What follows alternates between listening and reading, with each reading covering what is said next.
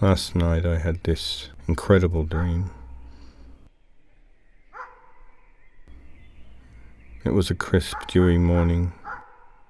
The sky was bright blue with big, fluffy cotton ball clouds, and the wind was blowing a gentle breeze like the whispers of an angel. I grinned, wondering how I got so lucky. I was living in paradise. There was no work, there was no war. It was perfect in every way. But beyond all of these idyllic things, there was one feature that stood out. One great quality that made me never want to leave that special place. It was completely silent.